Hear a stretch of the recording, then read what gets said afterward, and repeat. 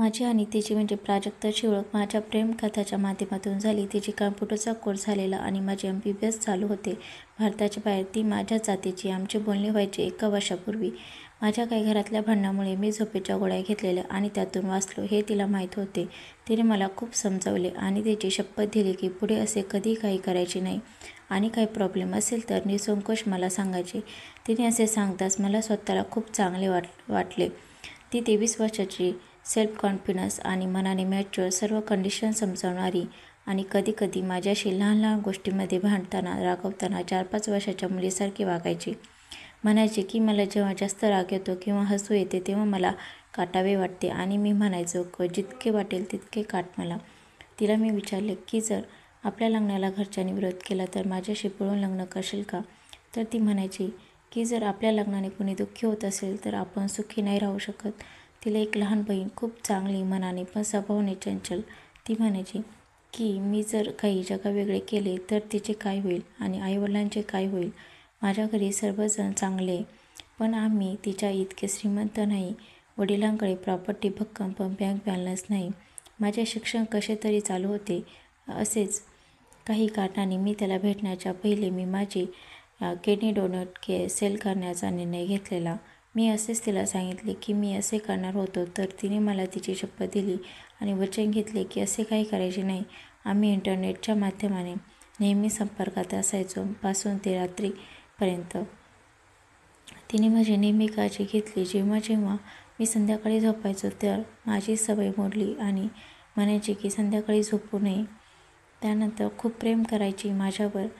जूनमध्ये मला सुट्ट्या लागल्या आणि मी भारतात आलो. तिने खूप वाट पाहिली होती माझी येण्याची. जसे प्रत्येक कपलमध्ये लहान सहान तक्रार चालतात तशाच आमच्यामध्ये पण व्हायच्या आणि आम्ही ते सॉल्व्ह पण करायचो. मी अखेर भारतात आलो आणि भेटलो आणि लग्नाच्या तयारीला लागलो. मी माझ्या भैया आणि वहिनीला भेटवले. त्यांना ती पसंत पण आली आणि माझी ती पहिल्यापासून पसंत होती. परंतु काही कारणाने, काही गैरसमजाने त्यांनी काही दिवसांनी थोडी नाराजी दर्शवली. ती खूप नाराज झाली व खूप रडलो आणि मेंढोलासुद्धा मी वडिलांना सांगू शकत होतो पण त्यांनी लव्ह मॅरेज नाव दिले असते आणि तिच्या वडिलांना लव्ह मॅरेजला विरोध होता. त्यानंतर आणि नंतर होणाऱ्या प्रॉब्लेम्स मला माहीत होते. मला वाटायचे की मी कधी तिच्याशी लग्न केले तर आणि घरच्यांनी मला नंतर विरोध केला तर मी तिला कुठे घेऊन जाणार आणि तिची परेशानी कशाला करू मी.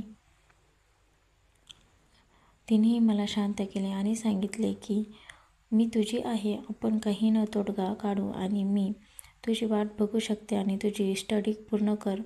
मी तुझीच आहे.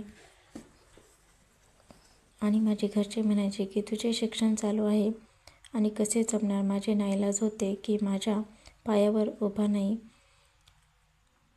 माझे घरचे पहिली स्टडी पूर्ण कर मग तुझ्या मनाप्रमाणे लग्न कर आणि तिची व्यथाही तिचे घरचे लग्नाकरता तिला परेशान करत असत. ती म्हणायची की जसा वेळ जातो तशी माणसे बदलतात, तू पण बदलशील. मी म्हणायचो की नाही, पण झाले तर मी नाही बदलणार. मी जसा आहे तसाच उद्या राहणार. मी तिला सांगितले की तुझ्या मनाकरता आपण मंदिरात किंवा कोर्टमध्ये लग्न करूया. पण ती बोलली की नाही, आपण चांगले लग्न करू. मी आहे तुझ्याबरोबर. पण असेच दिवस गेले. ती जन्मजात गर्भश्रीमंत पण ते हुंड्याच्या विरोधात आणि मी माझ्या प्रॉब्लेममध्ये तिला वाटायचे की तिला इतक्या मागणी येतात तर ते मनाने चांगले आहेत. पण तिची चुकी होती की ती सर्व परेशान कुठे बघत होते. एक मुलगा होता ते तिच्या मागे पडले होते 2 वर्षांपासून की लग्न कर, होकार दे. तिने मला पहिलेच तिच्याबद्दल सांगितले होते पण ती म्हणायची की तो मुलगा इतका चांगला नाही. मी त्याच्याशी लग्न करण्यापेक्षा विहिरीत जीव देईन. तिच्या घरात थोडे प्रॉब्लेम असायचे. हिच्या लग्नामुळे आईवडिलांमध्ये लहान भांडणे व्हायचे. की मनाने चांगली, भोळी, नाजूक परी की स्वतःला दोष द्यायची. मग काही दिवसांनी तिने मला सांगितले की माझे लग्न जुळून काही दिवसांनी साखरपुडा आहे. मी काय बोलावे आणि काय नाही मला काही समजलेच नाही. मी तिला नाव विचारले पण ती बोलली नाही. समजले मी स्वतःलाच दोष देत होतो आणि मनाला समजावत होतो की तिला माझ्यापेक्षा चांगला मुलगा भेटला असेल म्हणून तिने होकार दिला असेल.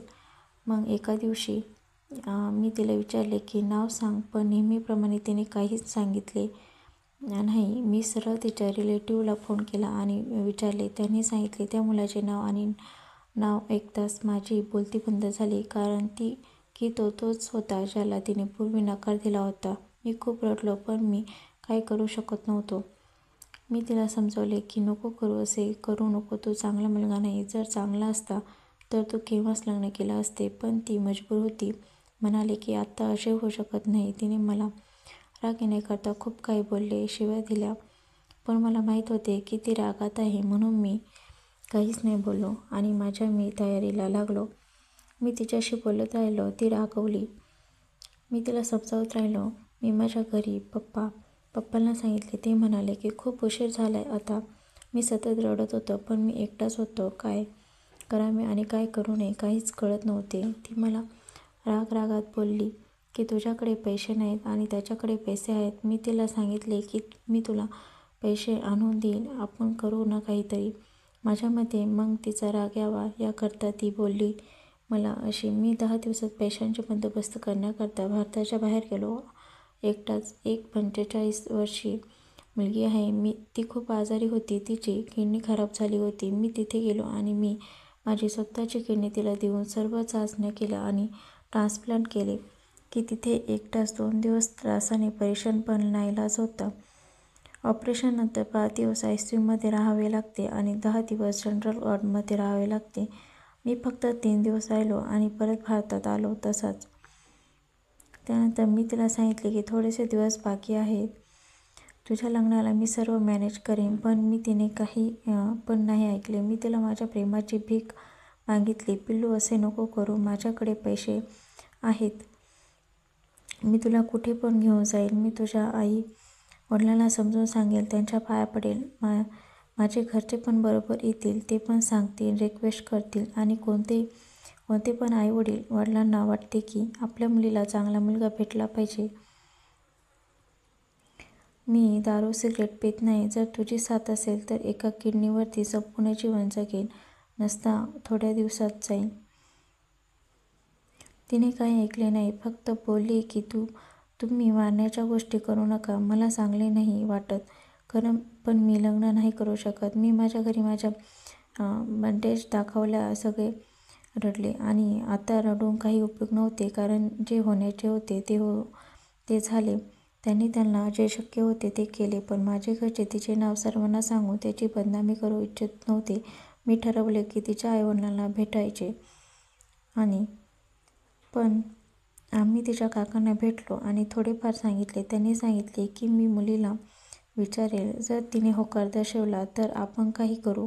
त्यांनी तिला बोलावले आणि त्याच्या परीने विचारले. तिने स्पष्ट नकार दिला की माझे असे काहीच नव्हते आणि सर्व खोटे आहे. ती माझ्याशी फोनवरती बोलली, पण रागाने. माझ्या बहिणीने तिला समजावले. माझ्या वडिलांनी तिला बोलले, लेकी, असे ठीक नाही. जे आहे तू ते सांग, आपण सर्व ठीक करू. पण तिने नकार दिला. ती मला बोलली की इतक्या दिवस झोपत होत्या का? मलाच प्रश्न पडतो की मी हॉस्पिटलमध्ये होतो. मी माझी लाईफ कमी केली, जिच्याकरता सर्व काही केले. तीच असं म्हणत आहे की झोप काढत होता की काय? मित्रांनो, मी हरलो. जगातून काय करावे, जगावे किंवा मरावे हे सुचत नाही. आता माझी परिस्थिती अशी आहे की मी कोणाच बरोबर लग्न करू इच्छितो हे कुणी आई वडिलांना मुलगी देतील. मी फक्त जगणे आहे म्हणून जगतोय आणि देवाजवळ प्रार्थना की जशी माझी गत झाली तशी कुणाची नको होऊन देऊ. देव तिला सुखी ठेवो. जिथे आपण ठेवशील तिथे. कधी तुमच्यात हिंमत नसेल तर कोणाला खोटे आश्वासने कधीच देऊ नका. तुम्हाला कोणी भेटेल, पण दुसरा समोरचा व्यक्ती जीवनातून जाईल. कधी पण कुणाच्या भावनाशी खेळू नका. मी आज आहे, उद्या नाही, पण नेहमी एकाच मनामध्ये असेल की तिने थोडीशी हिंमत ठेवायला पाहिजे होती. पैसा खूप काही आहे, पण सर्व काही नाही. आज तिचे लग्न आहे आणि नेहमीप्रमाणे माझ्या शुभेच्छा तिच्याबरोबर आहेत. पण जर कधी आयुष्यात तुला गरज असेल तर निसंकोच सांग. मी इथेच आहे, जिथे तू मला सोडून गेली. आणि हे तुझ्याकरता पिल्लू. तूने मेरी जान कभी नहीं जाना दर्द मेरा, इश्क मेरा. जिथे आपलं मनही आपल्या मनासारखं वागत नाही तिथे बाकीच्यांना दोष देऊन काही फरक पडणार नाही. इतकेही कळत नाही का? आपल्याला कळतं, सारं कळतं, पण काय करणार? नेहमीचंच एक गोष्ट होत नाही मनासारखी. कुणाला स्पीकर नसते आपल्या मनाची, भावनांची हौस असते प्रत्येकाचे मन सांभाळण्याची, जपण्याची. कुणाचा 4 दिवस फोन नाही आला तर आपण विचार करतो काही कामात असेल, नंतर कळते तो तर आपल्याला टाळतो आहे. काही वेळेस एखादं कोणी विचित्र वागतं, कधी विनाकारण आपल्यावर चिडचिड. आपण जन्मतः जास्त समजदारपण समजून घेतो, मिसळ असेल काही, मग मूड बदलायचा प्रयत्न काहीतरी खास करतो आणि मूड बदलतो. पण आपला मूड कोणालाच कसा समजत नाही. सगळ्यांचे वाढदिवस, लग्नाच्या तारखा, सगळ्यांच्या आवडीनिवडी, आपापल्याला तोंडीपाठ, आपल्याबद्दल काहीच माहीत नाही. काही काम नसेल तर आम्ही कोणालाच आठवण येत नाही, कारण आपण लक्षातच नसतो ना. ज्यांना आपण इतके महत्त्व देतो त्यांच्या लेखी आपली काहीच किंमत नसते. फोनवर हॅलो ऐकून समोरच्याचे भाव पण ओळखतो, पण आपला चेहरा पाहूनही कुणाच्या काहीच लक्षात येत नाही. आपलं मन हळवं झालंय, काहीतरी टोचते, कुणालाच कसं कळत नाही. जेव्हा हवी असताना जीवाभावाची माणसं तेव्हाच नेमकं ते परकेपणा का दाखवतात? अशा अनेक गोष्टी, अनेक प्रश्न डोक्यात विचारांचे वादळ निर्माण करतात. मनात काटा रुजल्या जखमासारखे सतत टोचतात. पण कुणाला सांगणार? कुठले मनातल्या मनात चलतं स्वतःला कळत असते. आपण आपल्या माणसांसाठी जे करतो ते आपल्याला वाटतं म्हणून त्या बदलत्या अपेक्षा करायच्या नसतात. मग आपल्यासाठी कुणालाच असे का वाटत नाही? हा प्रश्न सलतोच आहे का? मग हा प्रश्न चुकीचा आहे? हे कुठून पण चुकीचे? आपण आपला आनंद हा इतरांवर अवलंबून का ठेवायचा? का कुठलाच कोणी आपला विचार करत नाही म्हणून? आपण जे इतरांसाठी करतो ते स्वतःसाठी केले तर वेगळ्या वायांवर सोडून का मनाला विचारा स्वतःला की सांग काय करू तुझ्यासाठी म्हणजे मनाला बरं वाटेल? बता दे ए मेरे दिल तू चाहता क्या है, तेरे इस दर्द की दवा क्या है? चिडल्यावर तिने मुद्दाम रुसावं, पण तिला मानवण्यासाठी तिला सुंदर गुलाबाचं फूल द्यावं, तिच्या हृदयाच्या प्रत्येक ठोक्याला माझंही नाव निघावं, स्वप्नातही मीच दिसावं. असं घडावं, नक्कीच माझ्यावर प्रेम करावं. पोरकंपण नको ठेवू, थोडं आपलंसं कर ना. जाईल जेव्हा जीव तेव्हा थोडी तरी रडशील ना, पण पुढील जन्मी भेट झाली तर खरं प्रेम करशील ना. खूप दुःख होते मनाला जेव्हा जवळची व्यक्ती दुरावते. हात जोडून आहे कळकळीची विनंती तुम्हाला, पुन्हा कुणावर खोटे प्रेम करून भावनेशी कुणाच्या खेळू नका. दिली आहेस तू मला प्रेम भंगाची जखम, मग कशाला हवे आहे तुझ्या आठवणीची मलम? या धक्क्यातून सावरल्यावर काय निश्चित आता तुला विसरणं हेच आहे माझ्या प्रेमाचे प्रायश्चित्त. आयुष्य जगायचे होते फक्त तुझ्यासाठी, या आयुष्याला संपवण्याची वेळ आली तुझ्यासाठी. आजची कथा आवडल्यास चॅनलला सबस्क्राईब नक्की करा. Thanks for watching.